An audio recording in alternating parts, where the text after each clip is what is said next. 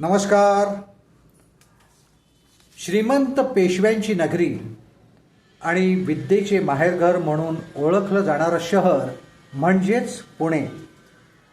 या शहरात वास्तव्य असलेले एक अतिशय संवेदनशील लेखक श्री सुनील जाधव यांच्या या भावनात्मक लेखाचे मी राजीव जोशी अभिवाचन करतोय.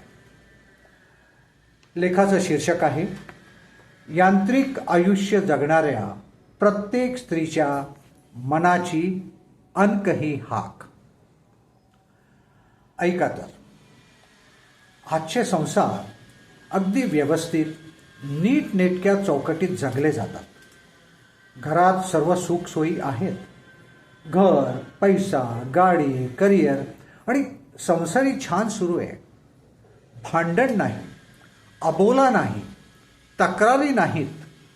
पण तरीही मनात एक खोल पोकळी असते. पती घरात असतो, प्रेमही असतं, पण संवाद मात्र जरा कमी असतो. दोघेही एका छताखाली राहतात, पण मनानं थोडे दूर.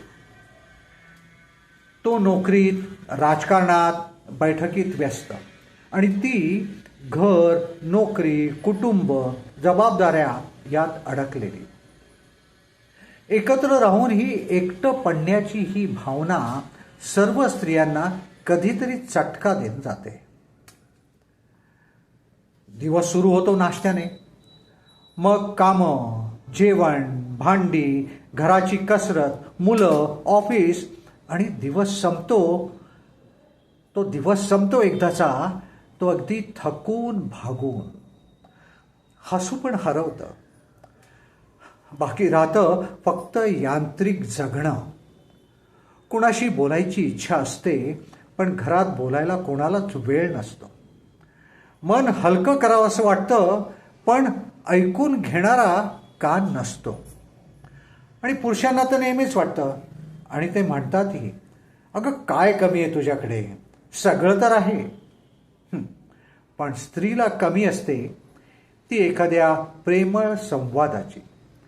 कुणीतरी मनापासून आपल्याशी बोलावं या छोट्याशा भावनिक भूकेची. आणि हळूहळू ही भूक वाढत जाते. बाहेरून सगळं अगदी परफेक्ट दिसतं, पण आतून मात्र ती स्त्री स्वतःशीच बोलते, मी जगते की जगण्याचं एक मशीन झाली आहे. कधी कधी तर मन इतकं भरून येतं आणि वाटतं, मरण नाही येत म्हणून मी जगते का? मला तर खरं अगदी मोकळा श्वास घ्यायचा आहे. मला माझं आयुष्य जगायचं आहे.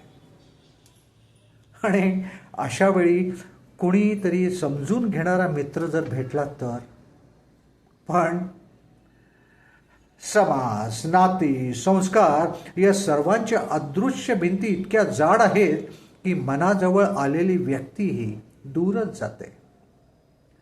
कधी एखाद्या मित्राशी बोलावंसं वाटतं, मन मोकळं करावंसं वाटतं, भावनांना आवाज द्यावासा वाटतो, पण ती स्त्री स्वतःलाच थांबवते. कारण तिला भीती असते, समाज काय म्हणेल, हे संभाषण चुकीचं ठरेल का? आणि तिचं मन पुन्हा तसंच बंद खोलीत अडकून पडतं. खूप स्त्रिया आज या भावनांसह जगतायत, डोळसपणे, तडजोडीने, हसतमुखाने, पण आतून कोलमडलेल्या. या भावनांच्या ओघात एक सुप्त भावना मात्र सतत मनात डोकावत राहते. जर संवेदनशील मित्राशी एखाद दिवशी बसून मनापासून गप्पा मारता आल्या असत्या तर. ही इच्छा बोलून दाखवता येत नाही, पण मनातल्या एखाद्या शांत कोपऱ्यात ती इच्छा मातीसारखी मऊ पडून असते. कधी न भेटलेल्या पण मनाला समजणाऱ्या एखाद्या मित्राशी मनसोक्त निर्भय गप्पा माराव्या. फक्त स्वतःला विसरून काही क्षण जगावं. हे चुकीचं नाही, हे मानवी आहे. पण जीवनात सगळेच निर्णय भावनेवर होत नाहीत. नाती, जबाबदाऱ्या, परिस्थिती सर्व मनाला समजावतात आणि स्त्री परत स्वतःलाच म्हणते, जाऊ दे, जाऊ दे, हाही आयुष्याचाच भाग आहे. अशा प्रत्येक स्त्रीसाठी, भगिनीसाठी या लेखाच्या संवेदनशील लेखकाचे काही विचार ऐका. लक्षात ठेवा, तुम्ही कमकुवत नाही, तुम्ही चुकीच्या नाही. तुम्ही अनुभवत असलेली रिकामपणाची भावना ही मानवतेची खूण आहे, दोष नाही. मनाने थकलात म्हणून जगणं थांबत नाही, पण स्वतःसाठी थोडा वेळ देण्याची परवानगी तरी स्वतःला द्या. असे संवाद शोधा जे तुम्हाला ऊर्जा देतील. अशा भावना स्वीकारा ज्या तुम्हाला आतून हलकं करतील. तुमचं